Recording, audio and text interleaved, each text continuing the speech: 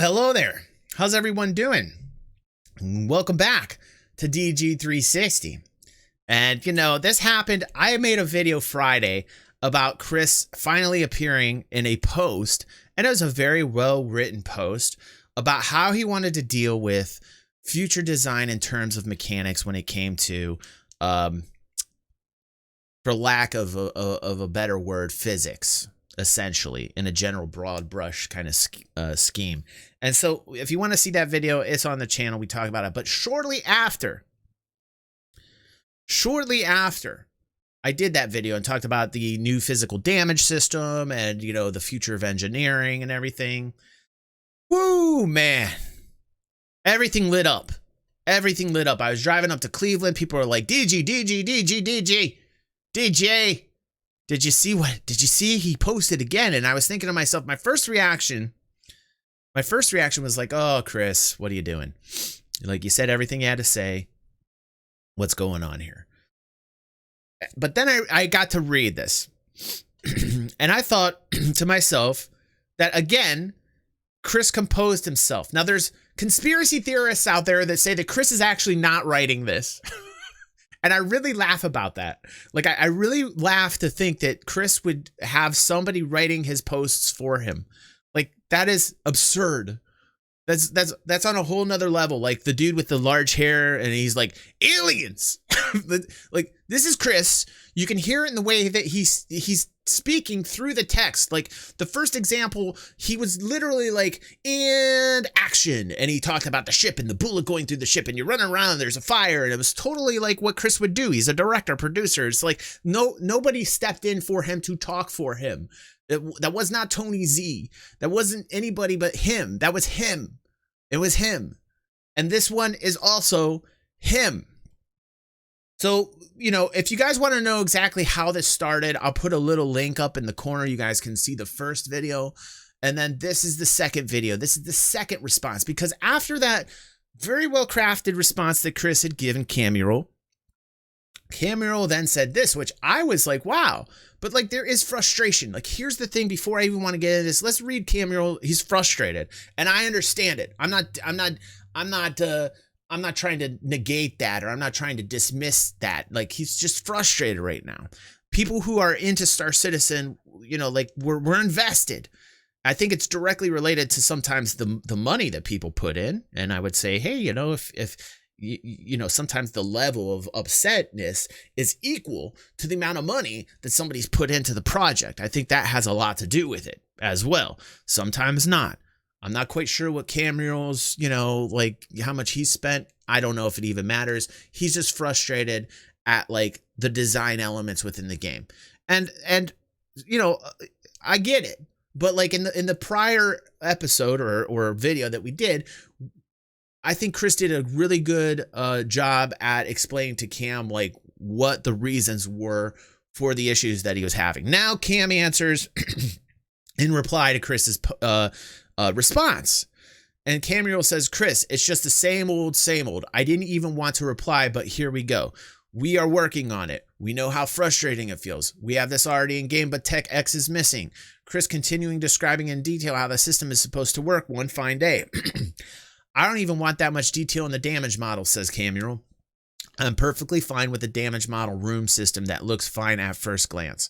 In 8 years, SIG has not even achieved that. Lots of basic mechanics are still missing, and what we have is amateurish at best.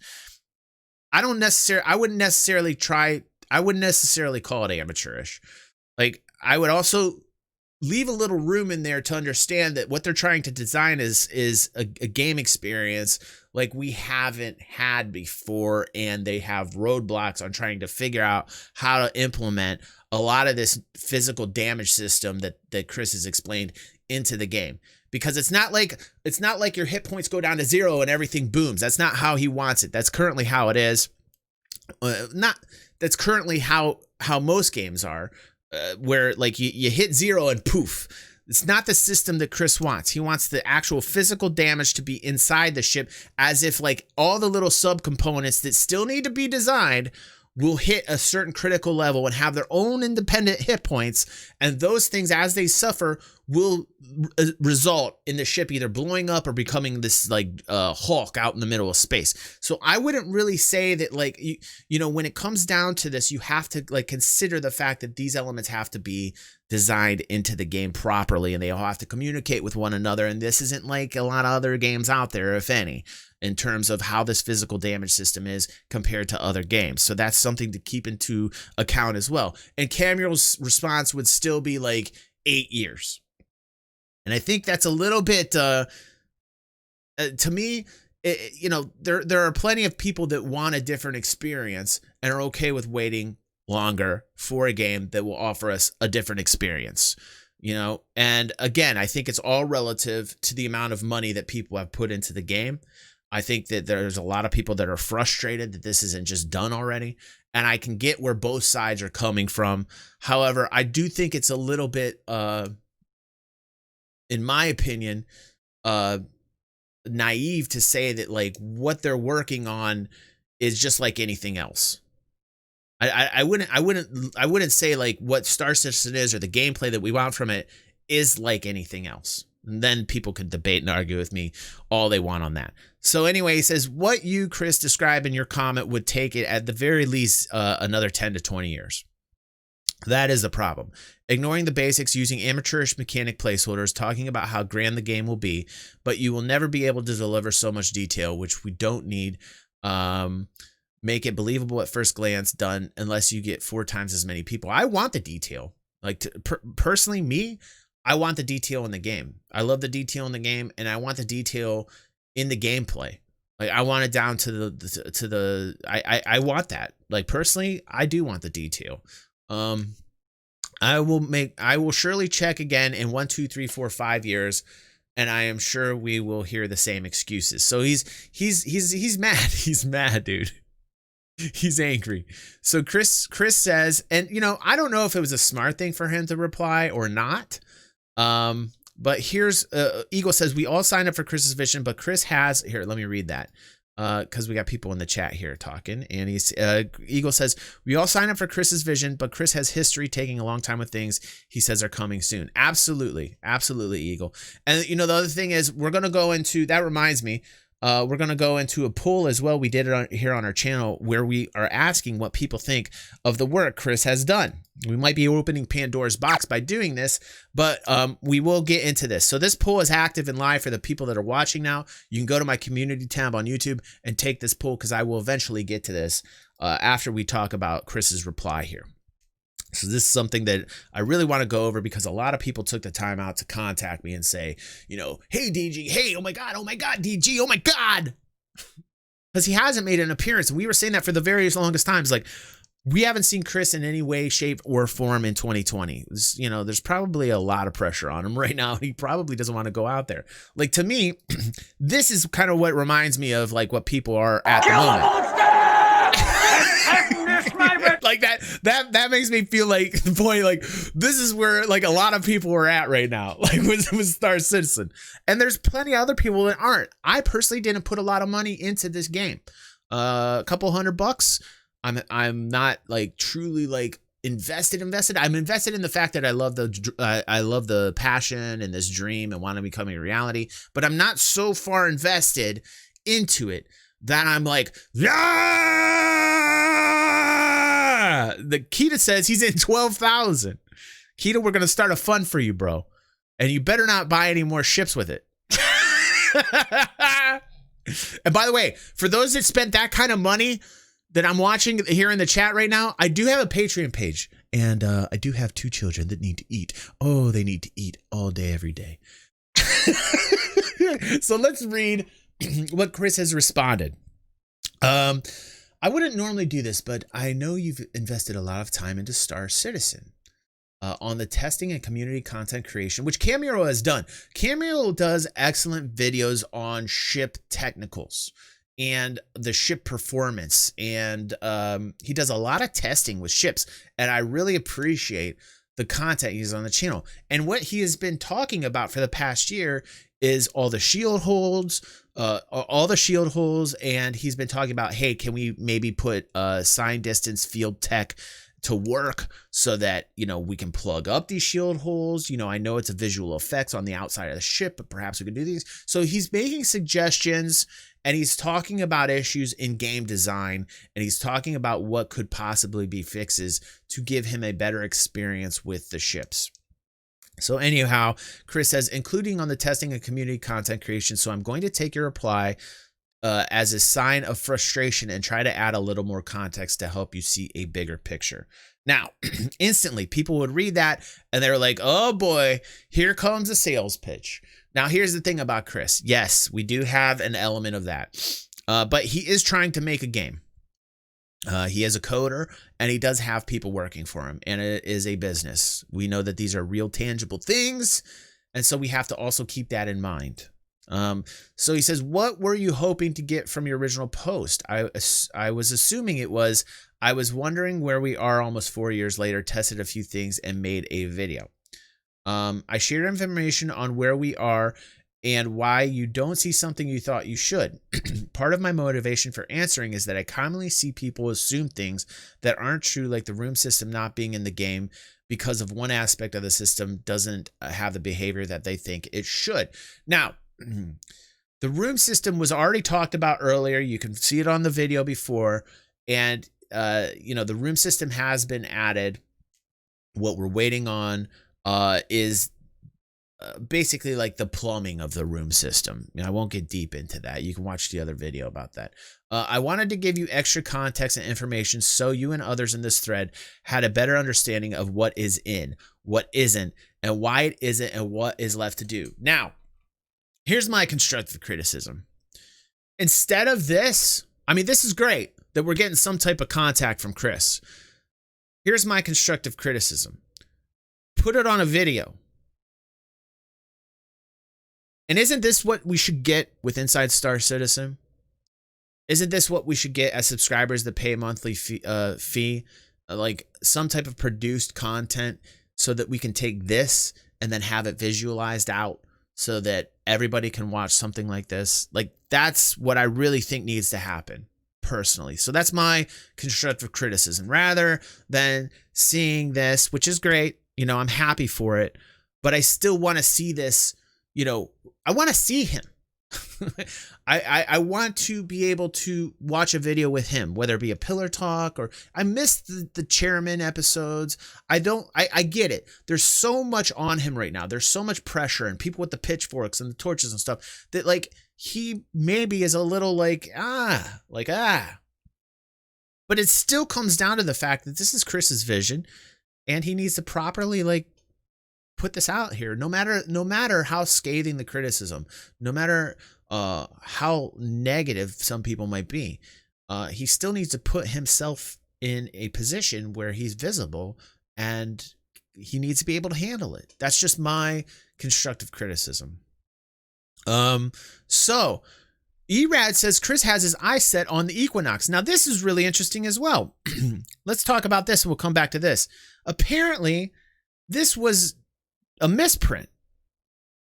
Chris Roberts, there was a story about him doing a movie called Chasing the Equinox, and it has since been wiped from his IMDb. If you look at it now, it isn't the same Chris Roberts. So like a lot of people were upset because they had heard that Chris Roberts was doing another side project involving movies, but interestingly enough, that's not true. Like this Chasing the Equinox is not Chris Roberts. It's another Chris Roberts. It's not this Chris Roberts. So you can look at the IMDb now. It is updated, and Chasing the Equinox is no longer in this list of his. And I heard that news too, Erad. And I was like, wait, what? I mean, he's his own man. He can do whatever he wants. But like, I really want him to focus on Star Citizen. So when I initially heard that, I was like, But then I was informed by our fam here that in fact, that this was a misprint, that IMDb has since fixed it. And it is not on his real anymore. So that is something that I also wanted to update people while we're talking about Chris. So hopefully you guys can pass that information along. You know, this is from what I've checked. It's not on there anymore. Who knows? So who knows? Okay, so let's get back to this. If you want to encourage me or other developers to answer questions, then it helps to not turn around and question people's professionalism or make sweeping statements. If someone did that to you in your job, I am sure it would be irritating. Of course it would. But see, here's the thing that's different. Like a lot of our jobs are not in the public eye, and a lot of the things we do are not supported by the public. Like they're not paying. Well, in my case, they are. As a content creator, you guys are helping support my family and I. So I will be in front of the camera and do this thing for you. But a lot of us, 9 out of 10 of us aren't getting crowdfunded, so there is a slight difference there. So he says, if someone did that to you in your job, could you imagine, like, if you're just like, if you're like an electrician, and you're like at the job site, some stranger walks up to you, oh, is that, you wired it all wrong. How'd this person get here? So anyway, he says, I have a thicker skin than most of the developers at SIG and realize that not everyone is speaking in their first language. Okay, so Camural is German. But I don't think there's anything being lost in translation. But anyway, he says, or realizes how they phrase things may not have been the best, but in general, it is best to approach things with constructive criticism, leaving the ad hominems out. And I agree with that. And, I used to be very super critical and very kind of like aggressive, like old school. Like if you look at my videos, like 2016-ish, 2017, man, I was just like, bah, bah, bah, bah. But I have since learned that, like, to be a little bit more diplomatic works a hell of a lot better with people. You can attract, what's that saying? You can attract more flies with honey than you can vinegar.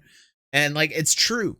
It's true. So I try and keep things constructive over the past 2 years on the channel when talking about issues of game development, not just with Star Citizen, but with other games as well. You wouldn't be putting this much time into something if you didn't care. So why put energy into posting something that a developer will dismiss because it feels like an attack? Absolutely. And I think this is why we haven't seen Chris. Like every criticism I've seen, it's like, I don't expect them. I don't even expect them to show up anymore because some of the criticisms are so like the salt is so real right now that it's like, wow, some of these things are negative to the point where like it's so negative that it's hostile. It's to the point where it's like really, really aggressive, scary aggressive. Like, like somebody's going to come to your house and do something to your family type of aggressive. I've seen it. I've seen it. It should never get to that. It should never, ever get to that. That's concerning. So then he says, I can tell you that being considerate of someone and treating them with respect will get you much further than being dismissive. The development team reads these forums in other places like Reddit, and the community's feedback really helps. But the feedback that gets actioned on, that gets passed around internally and discussed is constructive, not the overly negative type. Just saying something sucks isn't helpful. Explaining why it sucks for that user and their ideas to potentially rectify it is helpful. Now, like, I don't want other people to get me wrong, and by me saying that, I don't want people to think that it's not important to hold Cloud Imperium accountable. It is absolutely important, as we are the publisher. And the whole reason why Chris did this in the first place is because he didn't want to deal with publishers. He didn't want to have to deal with the guidelines. He didn't want to have to deal with the timelines. He didn't want to have to deal with XYZ. He wants the game to be the game that he has in his mind, period. He doesn't want to cut corners. He's going to take as much time as he wants to make the game that he wants to make. And he's able to do that because he made it open to the public and has it crowdsourced. Now, here's the beauty of this. What's happening is that we are acting like publishers in turbocharge mode because we are now like, it's been 8 years. So a lot of us are standing up the same way publishers would, and that's good. I mean, that's a good thing. As long as it's constructive and people are standing up and saying, okay, needs to get done. You need to do this. These are things that we want as a community. How are we fixing these things? There needs to be a better communication between the community and the people creating the game. Even now, it has to be bolstered. There has to be a better job being done so that anybody following the project can easily look at the project and see what's going on. And there we get into the new roadmap. Hopefully when we are looking at the roadmap, it'll be able to easily display the different mechanics that every other mechanic's related to and game design features, so that we can look at it and say, okay, this relies upon this, relies upon that, relies upon this. Hopefully they do this right, because the old roadmap is just not working. So I'm looking forward to this sprint view.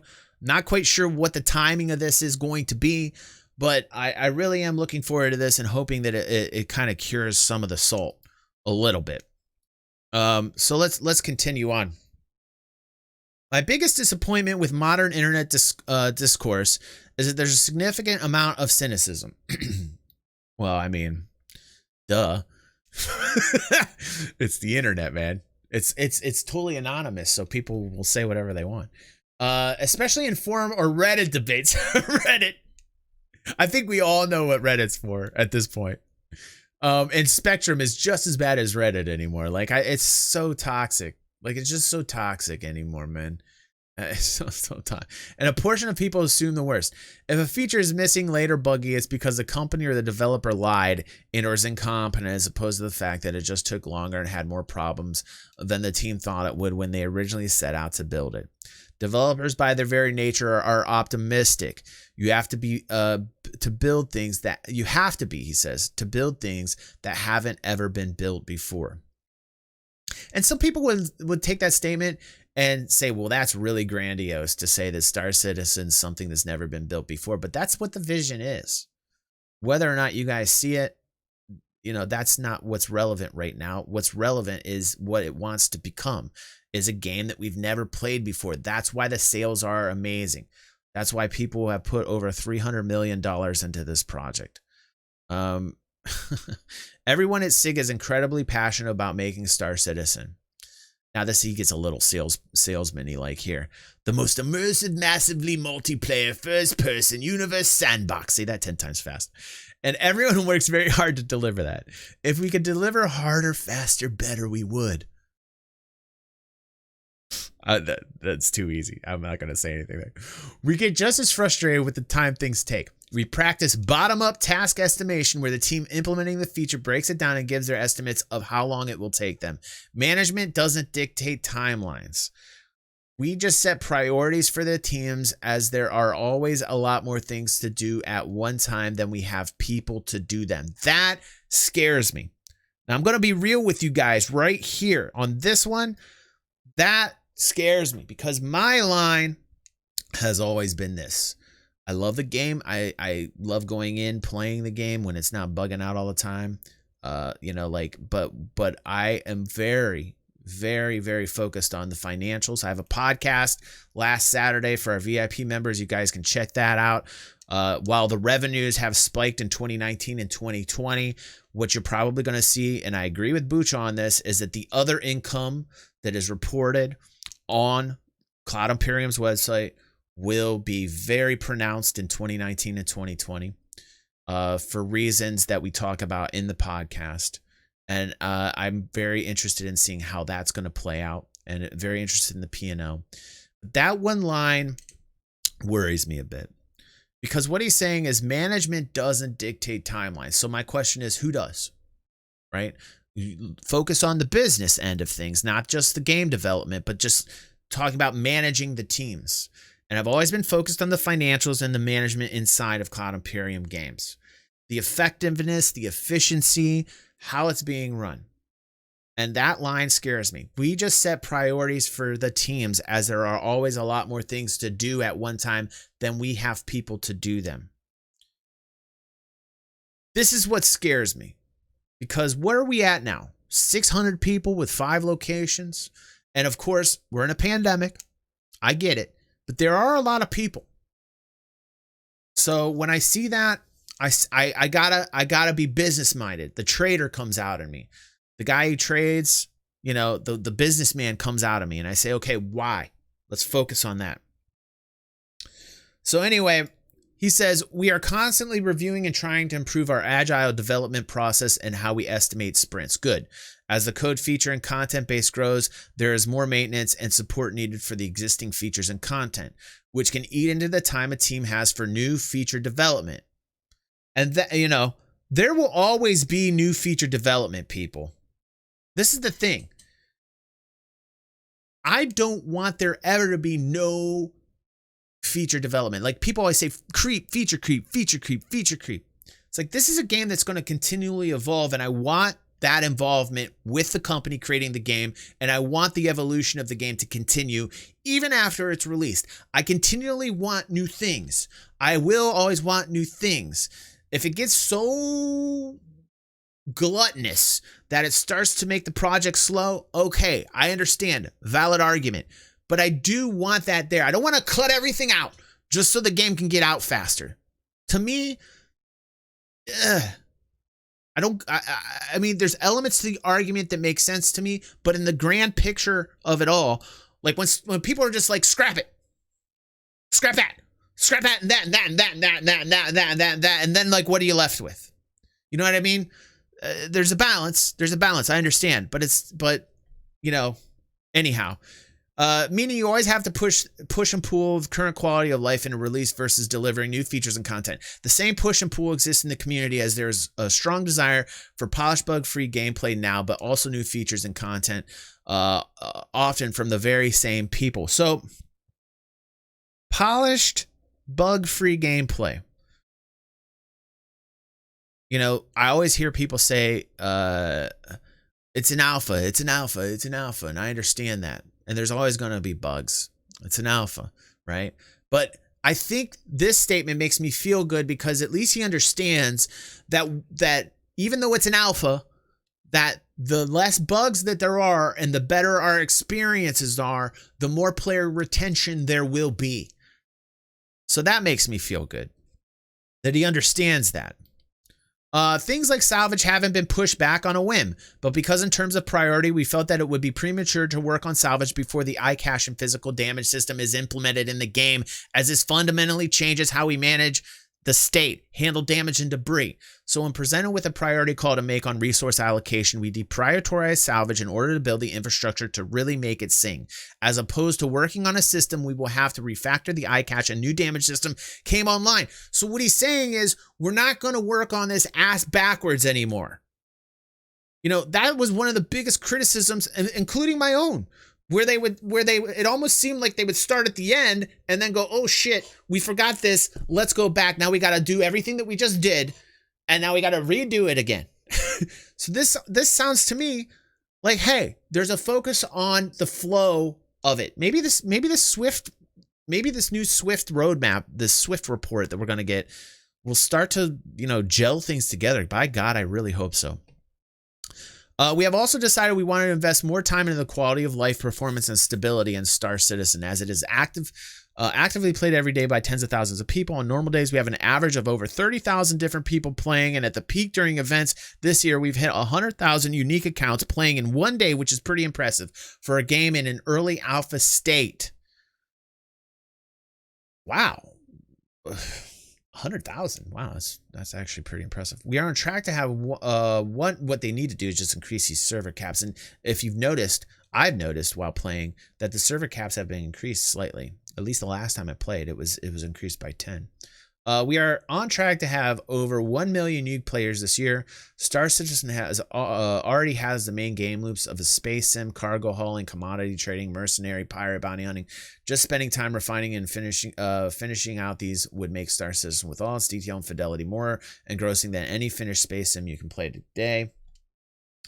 We've shown a preview of the new roadmap. I showed you guys that they are working on. Part of the motivation for changing how we share the task we're working on and the progress is so the community can get better visibility into the hard choices that we face every day on the project and see what exactly every team is working on, as opposed to just a few tasks we feel comfortable sharing because we think we have a probability or a high probability to make those quarters.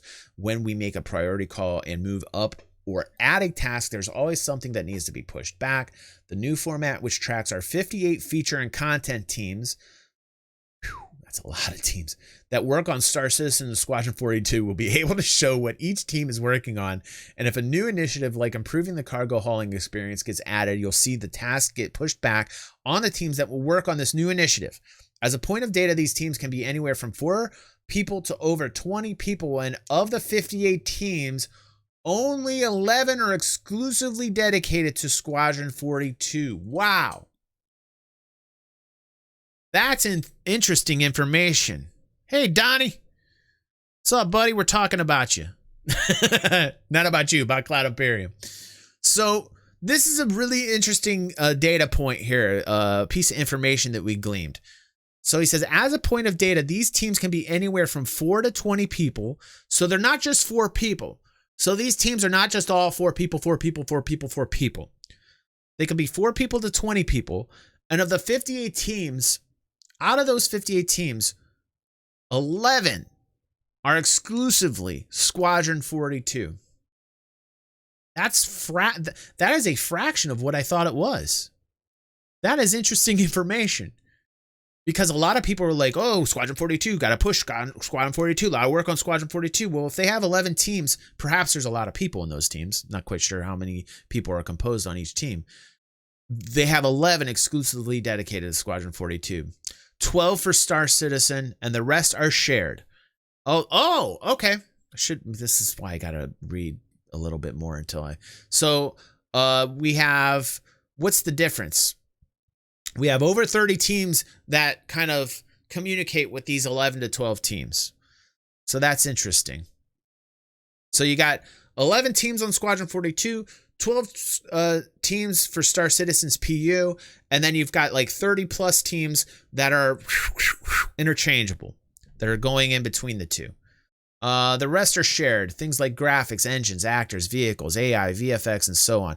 Although a lot of the priorities for things like actor, vehicle, and AI are driven by the squadron needs. Yes, and we've seen a lot of focus. We're seeing a lot of focus into those areas, into the AI, into the movement of AI, into the reactionary forced reactions. We're seeing a lot of focus on those things to get Squadron 42 out the door. So that's one thing that I've noticed a lot on the past Star Citizen, Inside Star Citizens. A lot of the game mechanics are being focused on are a lot of the mechanics that are needed to have a good gaming experience in terms of just simple base mechanics on movement, on AI, on flight. You know, these things that have been like the focus lately have been all things I think that are relevant to getting Squadron 42 out the door. And that's why you're seeing these things being focused on so much lately. Switching the roadmap format was something that I made a priority for us at the start of the year when it was clear the current roadmap format was just being, you might as well flush that down the toilet, especially as the teams really didn't want to commit until absolutely definitely their feature would make it, which you'll normally only know about 6 weeks before release. Due to the vitriol they would see when a task was pushed back. Despite our best efforts to get everyone that looks at the current roadmap to read and acknowledge with the caveats posted here. So they put a new caveats feature in the roadmap, like, hey, you know, take this with a grain of salt. It says would especially say some of the tasks are likely to slip. That's their disclaimer to cover their ass. Getting tired of this, I felt it would be best for the community to see the same view I and the rest of the senior development management see on the Star Citizen Squadron 42. This won't stop people from disagreeing with our priority calls or how long something takes, but at least it will share the overall picture and people can see exactly what everyone is working on at any moment and how long it is projected to take. They will be able to see it change when it does for us and hopefully appreciate how many people are working really hard to make Star Citizen a game like no other. One of the reasons the new roadmap is taking time because we're building a system that visualizes all this as a top level directly from our JIRA database. We plan to use a more verbose version of the public roadmap for our internal sprint scheduling. So the data you will see will be sanitized version of what we see. We won't share individual developer names and assignments publicly for obvious reasons, but internally we will see this. So this is great. This is great. So what we see, they see. What they see, we see. It's like one unified. It's one unified goal. It's one unified system. Many, many goals in one map.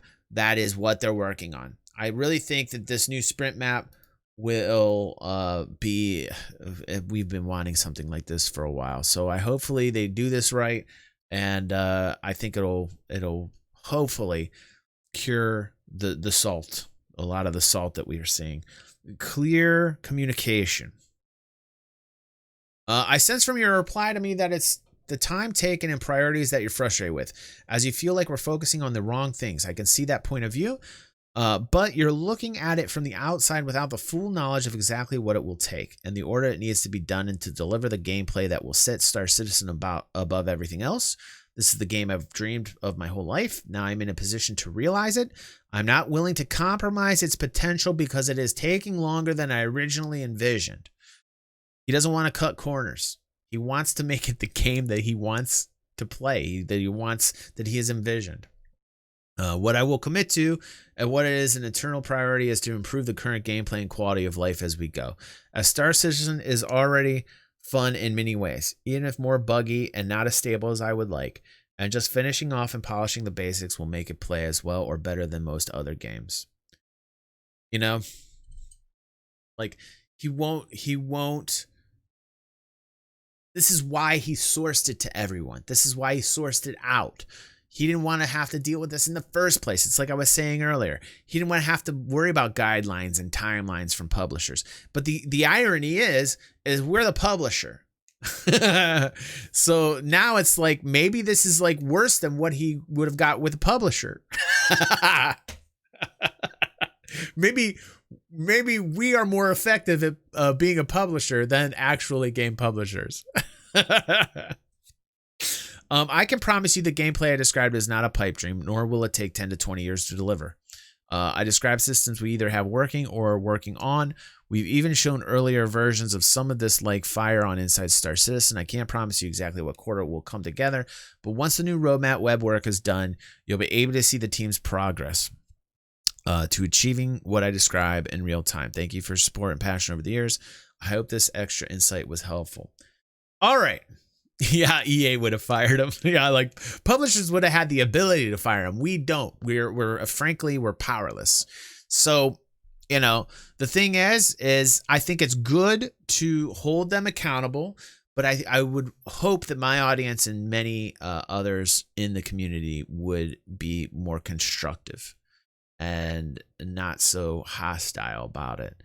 And again, I think that hostility is directly related to the amount of money that has been put into the project by that individual. I think that's a big thing to do with it. I also think that Chris should start taking everything here in this post and making a video of it. I really want to see like Chris be out there and not be worried about all the salt. You know, like I want him to be able to handle the criticisms. I want him, you know, this is great that he showed up and that he replied to this, but I really want to see him put this out. And, you know, people need to see their leader. It's like if we elected somebody as a president and the president never got out of the bunker for a year. And it's like, what is the president doing in a bunker? Like, we need to see him. We don't want to just see like a communication in 2020, like the first one we've seen in 9 months. And it be like, it's very well written. He did a great job at addressing Camural. I think he was very eloquent. I think he did a good job at explaining what's going on. I really like the fact that he took the time out to make both of these posts. Yes, this is Chris. This isn't somebody else posing as Chris using his account. Aliens. So I'm very happy that he did this, but I wanted another step further. I think many other people would feel comforted knowing that Chris got up there and kind of manned up and said, okay, here's where we're at. This is what I said. This is all that needs to happen, is that these things need to be communicated in a clear, concise manner. there seems to be like frustration between the community and the people at Cloud Imperium because there's no clear lines of communication that answer questions. And then what happens is somebody posts it on Reddit, and then somebody else says this is the way, and somebody else says no, this is the way, this is the way, this is the way, this is the way, this is the way, this is the way, this is the way, this way. And by the time you're done reading the post, you're like, what the hell's going on? Bleh. Plus, don't go to Reddit. And Spectrum is getting just as bad. So you need produced content that focuses on issues like these. And what we've been seeing lately from Inside Star Citizen, okay, it's been a little bit better. It's been a little bit better lately. But what we've been seeing on Inside Star Citizen and Calling All Devs and these types of shows that they have on there need to address the loudest portion of this frustration. They need to address like the iCache and the server issues. And it was actually addressed by a developer on a Reddit post, and we'll go over that tomorrow on tomorrow's stream and get into some of the issues that the developer posted on Reddit, actually. So interestingly enough, I have read it, and I thought it was very, very well done and addressed a lot of the issues. And he was very frank about it. He was very upfront about the issues that were going on. So I really want to focus on that tomorrow. Thanks, everybody. Oh, before we go, I want to check out this poll here for those of you still around. And I want to go over this poll where you guys were actually talking about Chris Roberts and saying, like, I really want to get a read on what you guys think of Chris. Right? I got to go pick up Devin. I don't have much time. We'll go over this. We'll go over this tomorrow, okay? I'll do another stream tomorrow. And we'll focus on this poll. So go there now. There's already 127 votes. It's only been 3 hours. And the poll is, how do you think Chris Roberts is doing in terms of managing the project? And then please explain your answer. So you can see here, we got a lot of votes. We got a lot of comments. And this is something we'll talk about tomorrow. And we'll also talk about iCache and server issues tomorrow as well. Everybody, amazing.